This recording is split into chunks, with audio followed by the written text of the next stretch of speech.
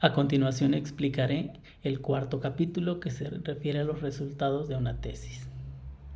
Cuando nos referimos a los resultados es porque en una investigación se llegó a la parte final de todo un proceso y es momento de presentarlos, con todo lo realizado formando parte del análisis de los datos. Es decir, mostrar si los datos obtenidos apoyan o no las hipótesis de la investigación. Para desarrollarlo, es necesario haber procesado la información recabada, esto es, haber codificado y tabulado los datos. Si se trata de tesis que estudian un número reducido de sujetos, probablemente no sea necesario acudir a un centro de cómputo para realizar el análisis de los datos vía computadora. En estos casos, una calculadora, que dicho sea de paso, es una pequeña microcomputadora, basta para hacer las operaciones necesarias. En otras ocasiones, una calculadora programable evita la necesidad de acudir al centro de cómputo de la universidad o del centro de investigación para hacer cálculos que en una calculadora común pueden resultar tediosos o errados. El procesamiento de la información es, cualquiera que sea el caso, úsese o no una computadora electrónica.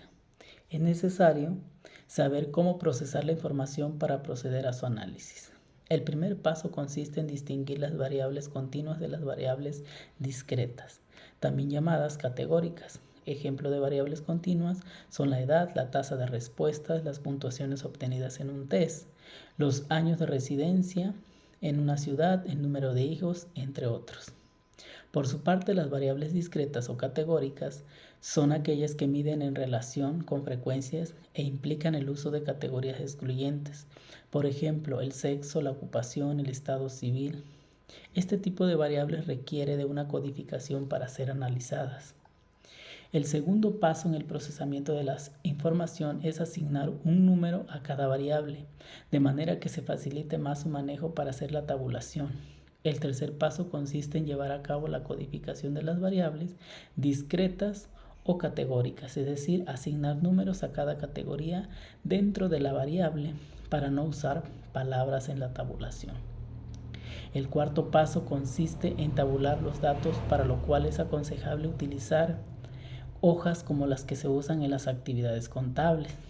Estas traen renglones numerados y columnas también numeradas, pero a su vez subdivididas de tal forma que puedan utilizarse en proporciones más pequeñas al formar el cuadriculado.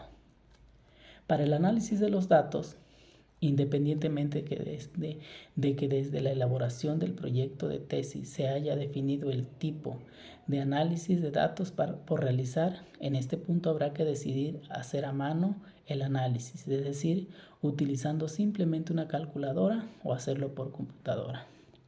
Cuando se trata de pocos datos, lo más aconsejable es recurrir al análisis con calculadora. En este caso, siempre habrá que tener especial cuidado en rectificar las operaciones y verificar los resultados. Para la redacción del capítulo, comienza con un párrafo que describe su contenido. Este párrafo inicial puede también señalar si se ha subdividido la presentación del análisis de datos para lograr una mejor comprensión de los resultados. Por ejemplo, tal división podría darse entre análisis cuantitativo y análisis cualitativo, o entre variables continuas y variables categóricas. A continuación, se anotan 2 párrafos introductorios del cuarto capítulo de distintas tesis, con el fin de clarificar lo anteriormente expuesto.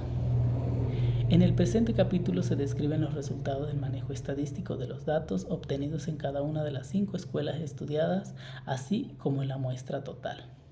Los datos recabados se analizaron mediante la prueba de chi cuadrada para las 58 variables categóricas y la prueba de t-student para las 16 variables continuas.